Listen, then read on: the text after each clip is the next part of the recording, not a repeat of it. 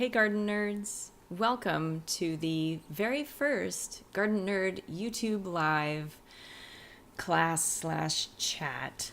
And today we're going to be talking about summer gardening, heat and harvesting with your host, me, Christy Wilhelmi.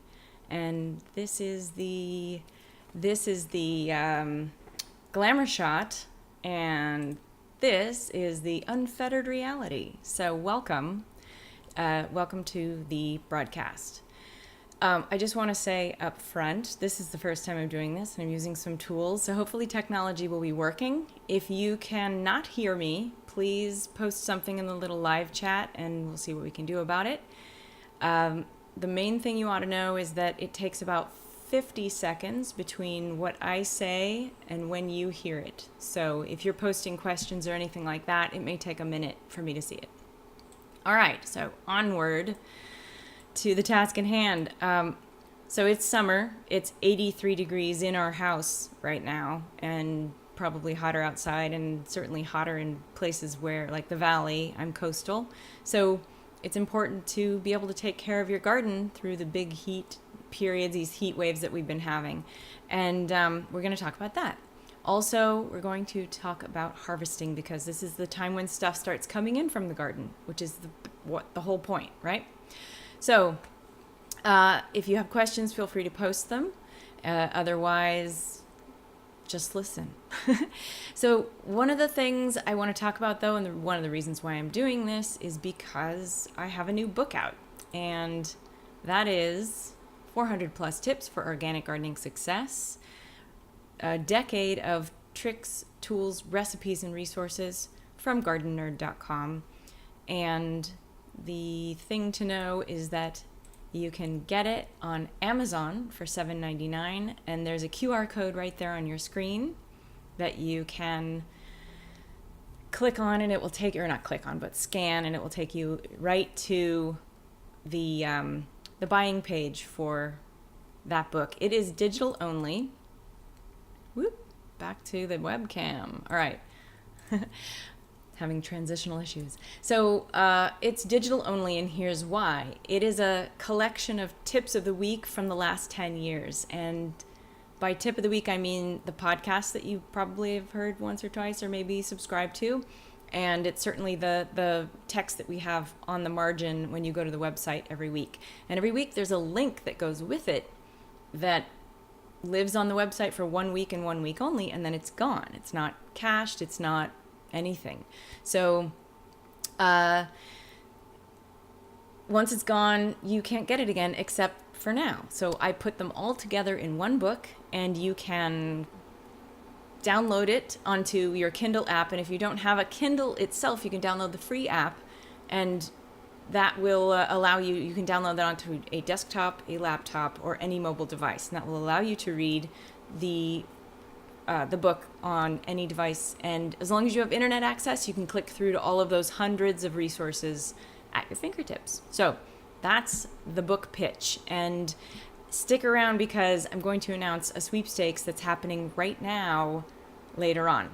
But first, let's talk about some stuff, some gardening stuff. So the first thing I want to talk about is tomato blossom drop, which is something a lot of people have been asking me lately.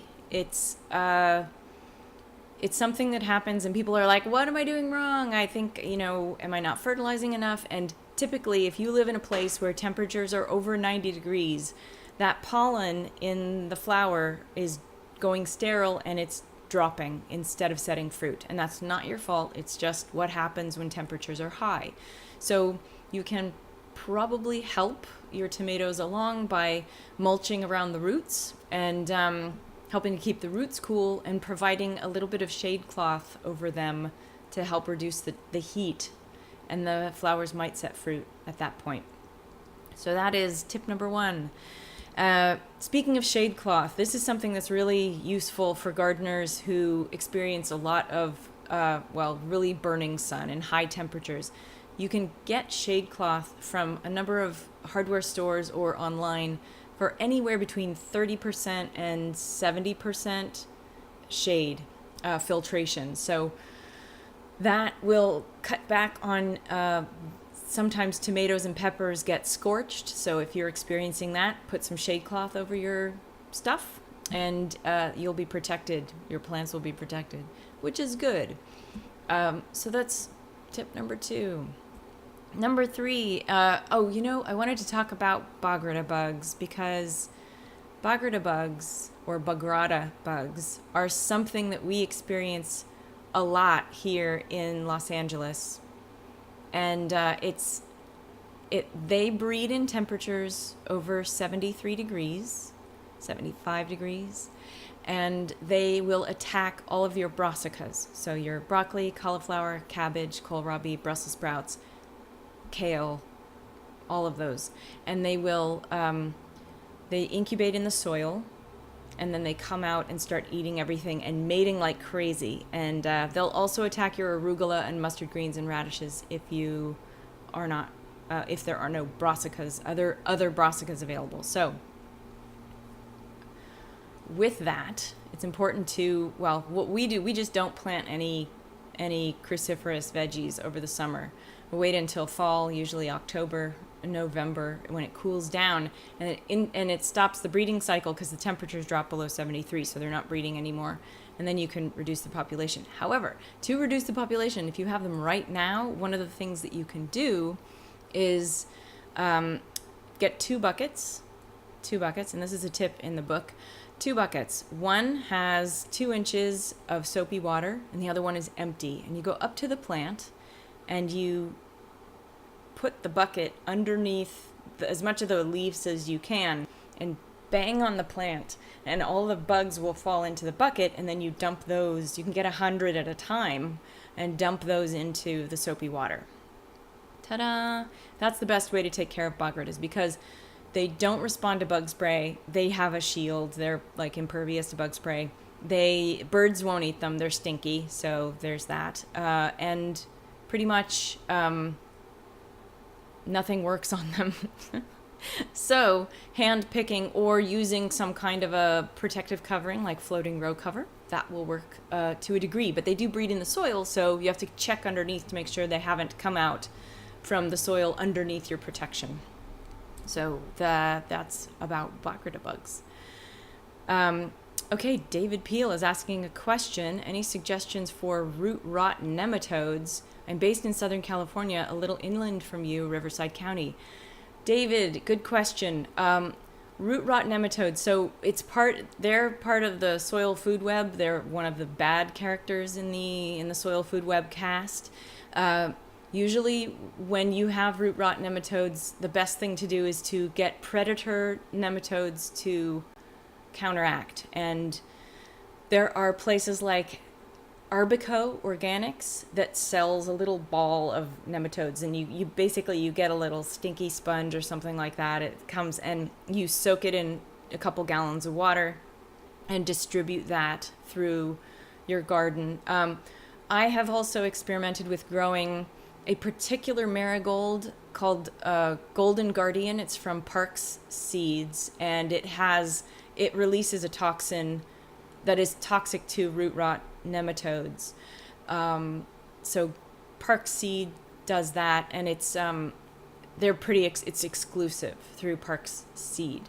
So those are 2 options. Now there's you have to do the double whammy kind of thing. I have also at one point found people who talked about adding shrimp shell, which is chitin. It's chitinase, and chitinase dissolves the exoskeletons of soft-bodied insects. So adding shrimp shell meal to your garden beds along with marigolds can help reduce that number.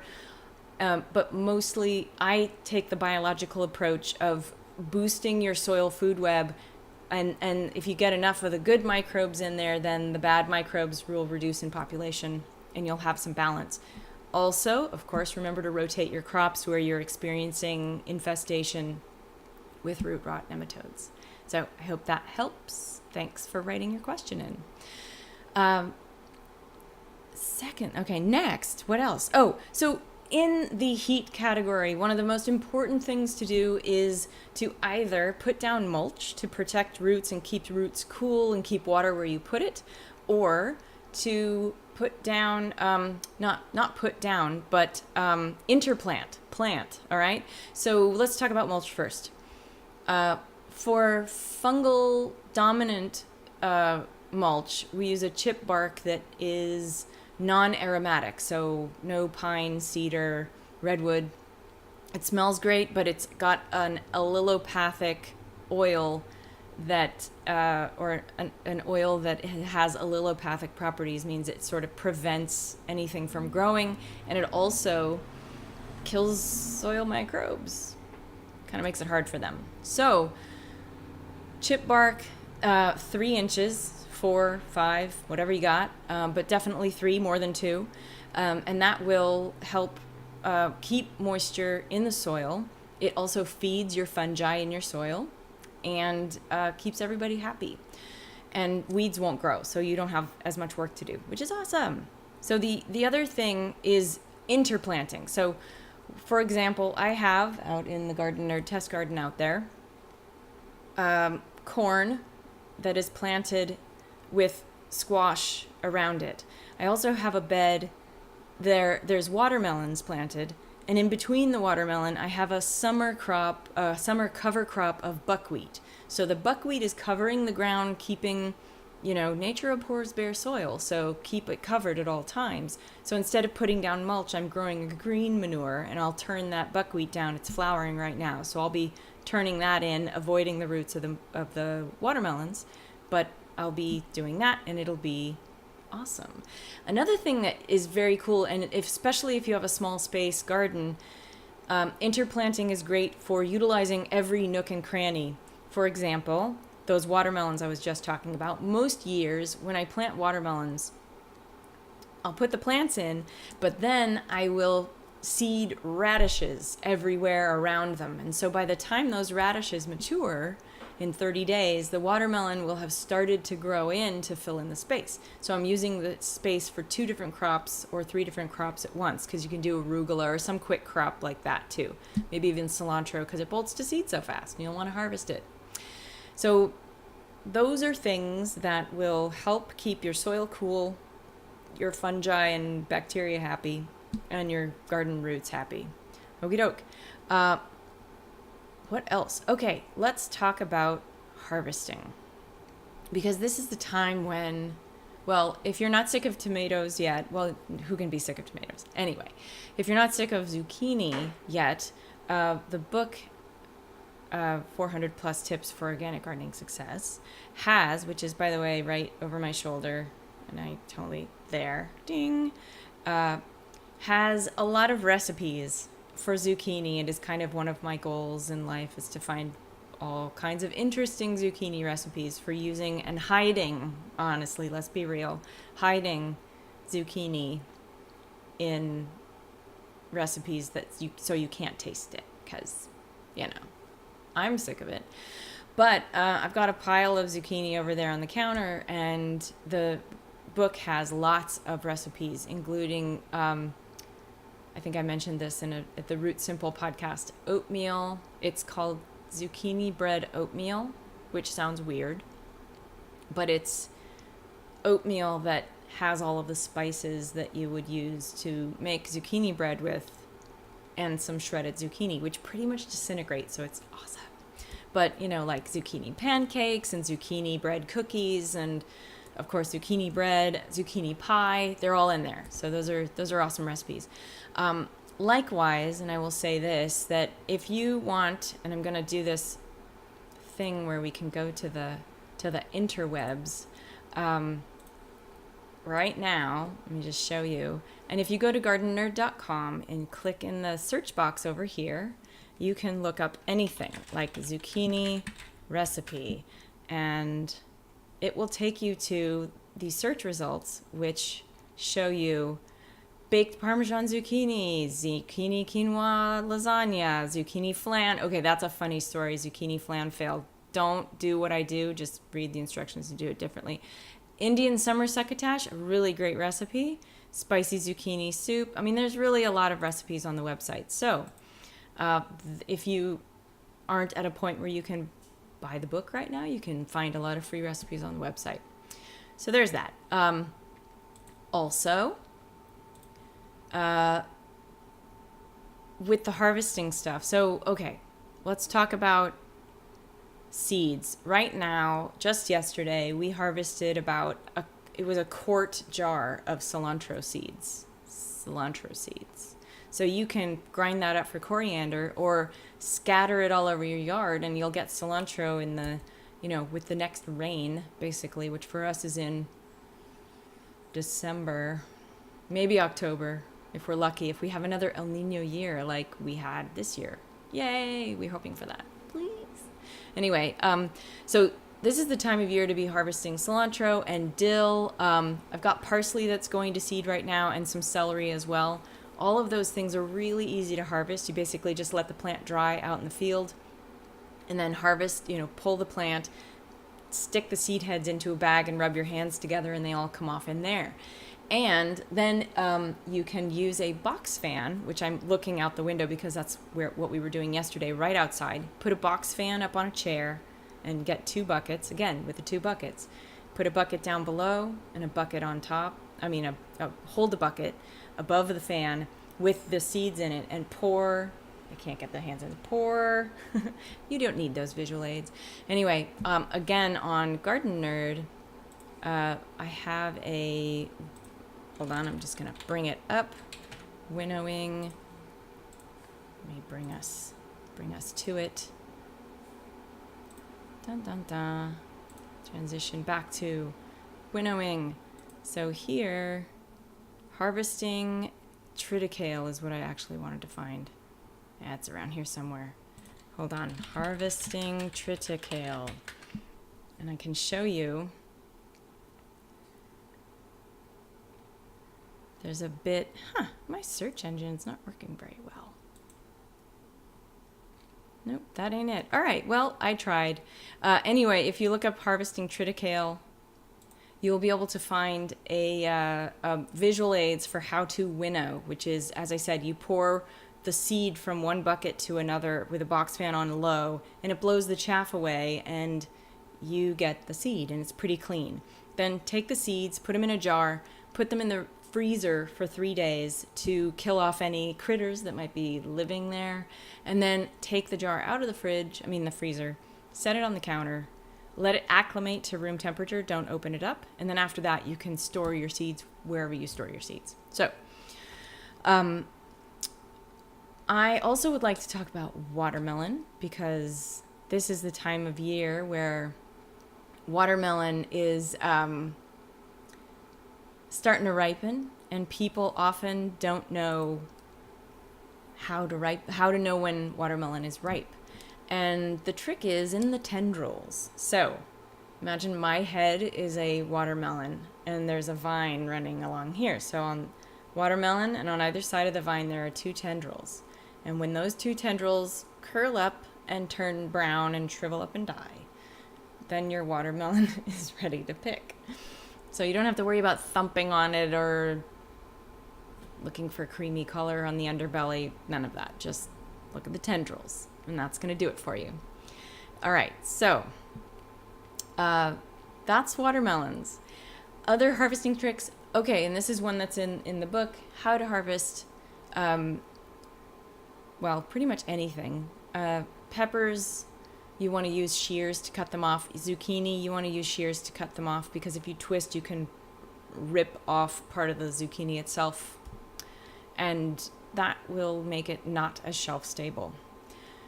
With tomatoes, you hold them like a bowling ball, if I can get my hand in frame, with 2 fingers on one side and a thumb on the other, and rock them back and forth. Rock the tomato back and forth in your hand, and if it comes right off, it's ready. If it doesn't come right off, it's not ready. So leave it there for a couple more days. Check tomorrow. Beans, hold the stem with one hand and pull the bean off with another, and then you can shell the beans later on afterwards. If you're growing bush beans, harvest every other day. They kind of happen all at once, so you have to keep harvesting or else the whole plant will shut down and not grow anymore, and you want it to continue to produce. So that's one of the tips that I hope you start to do. All right. Corn. Harvesting corn. There's a trick. If you're growing corn, the tassels will come out first, and then the silks will appear from the corn stalks. The ears will kind of lean out to the side, and the silks will appear. And those silks, it'll take about 18 to 21 days before those silks will start to turn brown and get a little crisp on the ends. And at that 18 to 21 day point, from the first time you see the silks come out, that's when I usually mark my calendar. You want to put those, start pulling back a little bit of the husk and checking with your thumbnail. You poke a hole in the kernel, just pierce the kernel with your thumbnail. And if clear liquid comes out, it isn't ready yet. Wait a while. If we are looking for the milk stage, so if white liquid comes out, that is ready. It's in the milk stage. You can harvest that and enjoy sweet corn.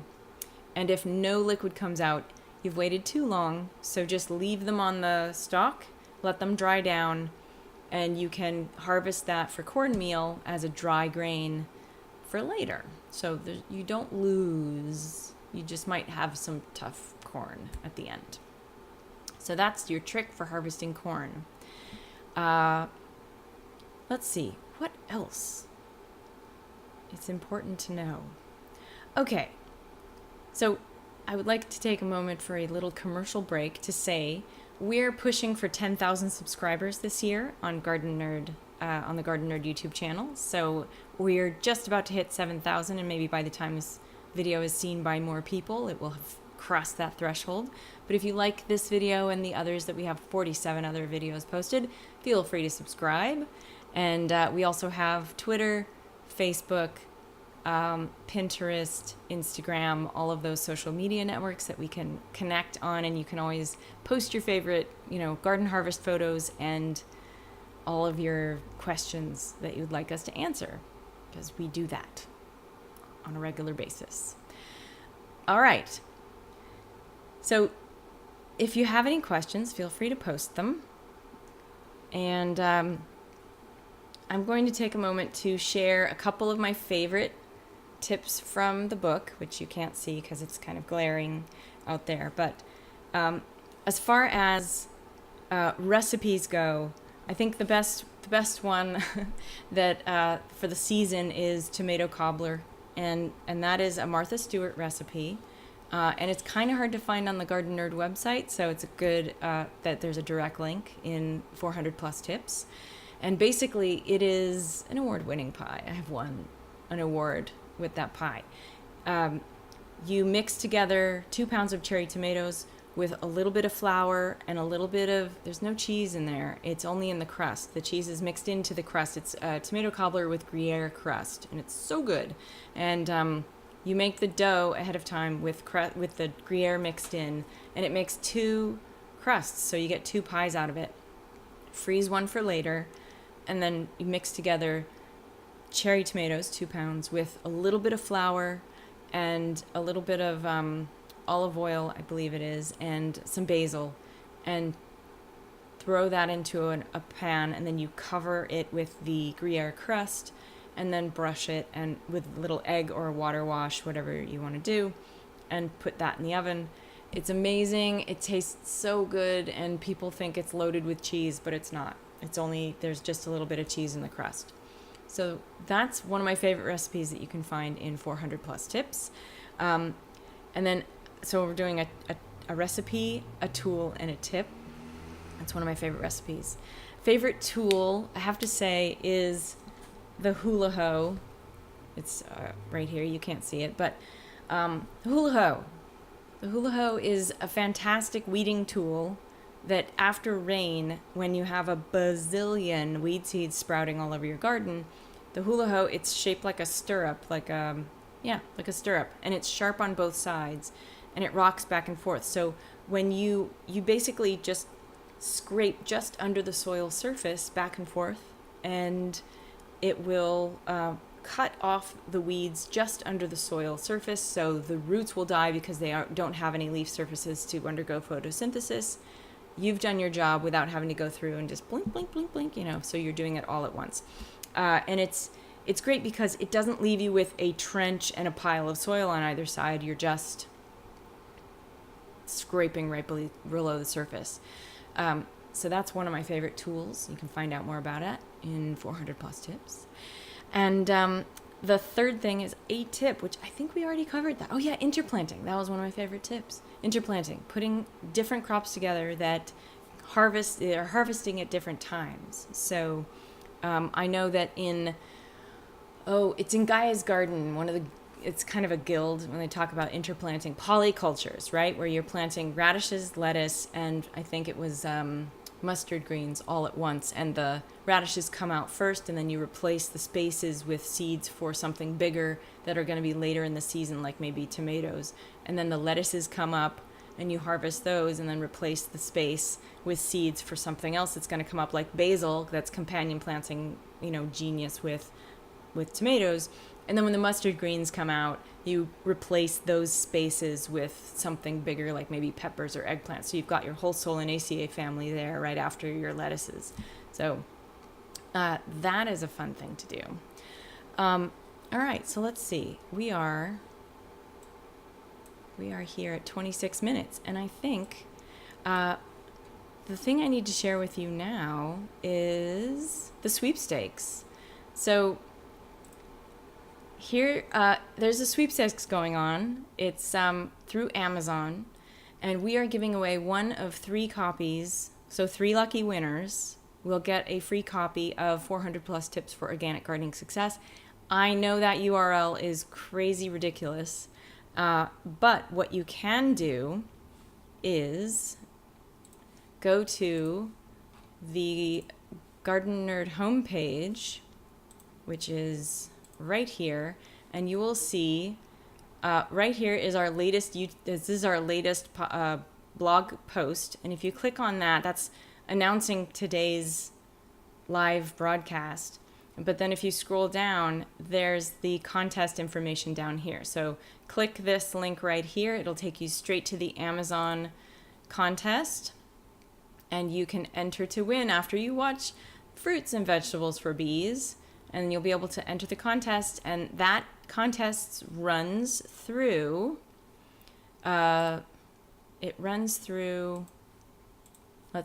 contest runs through July 31st, although I set it to be July 31st, and they seem to be saying August 1st, so I'm not sure. You might have an extra day there, but enter to win.